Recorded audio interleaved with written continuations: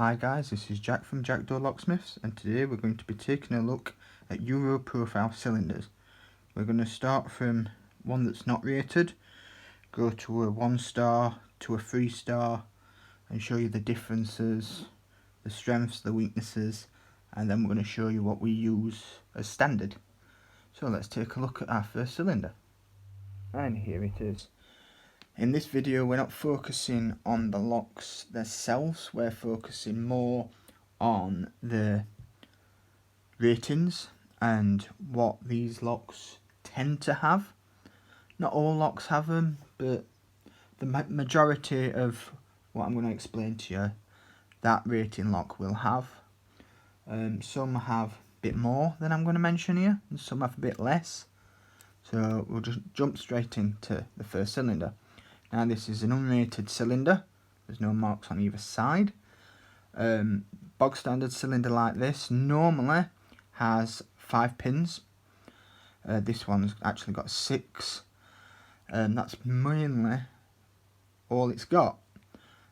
This one does happen to have one anti-drill bar right at the front, the tiny little thing there.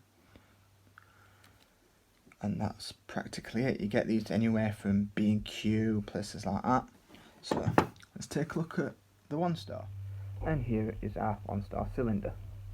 You can tell from the front with the star and the British Standard rating. These have got more defence than the standard cylinder has. They almost always come 6 pins. The anti-drill features are 2 steel pins up at the front, and these have up at the back too. They've got anti-pick pins, which are spools in this case, which are like capital letter I's rather than just the standard pins, which are just like L's. Some have anti-bump. This would be different tolerances on the springs, so as they do get hit, the pins bounce up at different rates, making it harder to turn a key. Let's have a look at our 3-star. A 3-star cylinder. Now these have significantly more defence against attack than your standard and also your 1-star. Again, we are not focusing on the make of the lock, we are focusing on the rating of the lock. So what I'm going to describe to you now may or may not be in this specific lock, but it is in others of the same grade. These do and can have magnet pins, which on the key themselves they have a magnet which pull one pin up to the correct position. So even if somebody does try picking it, they're unable to unless they have a magnet, a really small magnet, which makes them really strong against picking. Also, these do have a dimple lock, what's called dimple. This is a horizontal keyway rather than a vertical, which again increases the pick resistance. On top of that, they have what's called a pin-in-pin system. This is where you'll see they have the 6 pins, but inside the pins in here are another set of pins in each one, so turning a 6-pin cylinder into a 12-pin cylinder. And as I mentioned before, with the sacrificial section, here's what it looks like. There's a slit across near the front. This stops attack from this direction, so if a robber would to come with some pliers or grips to come and snap your lock, this section alone would break off, leaving the rest still in your door.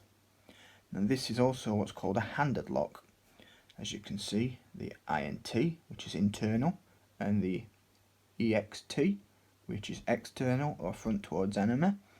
It's important that you get these put the right way, not just because of the sacrificial section, but also the anti-drill bars are on one side.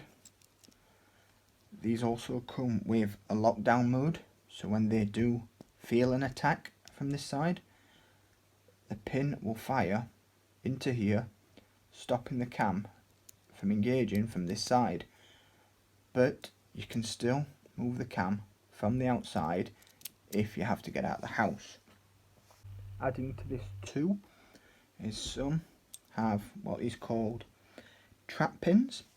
These are pins that engage with your keyway, so if they are picked, they come from this direction, this direction, this direction, from this direction sometimes in all four, which means you've got to pick a lock, turn it a quarter of a way, pick it again, turn it a quarter, pick it again, turn it, pick it, turn it, pick it, which greatly increases the pick resistance of the lock. Add in again more, you have a reinforced T-section, this section here which is prone to attack from such as these. What this helps defend against when it snaps, it makes it a lot harder to snap this reinforced than it would to snap a standard cylinder. Right, now you've seen a standard, a 1-star, a 3-star. I'm going to show you what we use as a standard at a reasonable price. Now we come to what we supply as standard. Now, as a general rule, especially for most locksmiths, and most definitely myself, we have nothing to do with them. I find it a bit irresponsible to be putting them into people's properties, regardless of price or whatever. These, if you're wanting British standard, they're alright. I fitted quite a few 3-star cylinders, but they do come at quite a cost. We supply these as standard. These are a nice compromise on everything from price to defensibility, and to be fair, I rarely have a problem with these. They never let me down. Right, so let's talk about this little fella.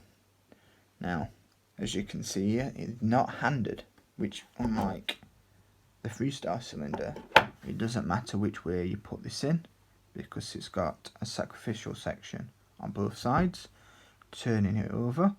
It has also got anti-drill pins on both sides. It has 2, like the 1-star cylinder did. Again, the compromise you're making is it hasn't got the 4. It doesn't have a lockdown mode or a reinforced section here, but with the sacrificial section, the drill pins, and it also does have spool pins, just like the 1-star cylinders would have. Makes these a great alternative, both on, again, defense, price, hence why we stock them.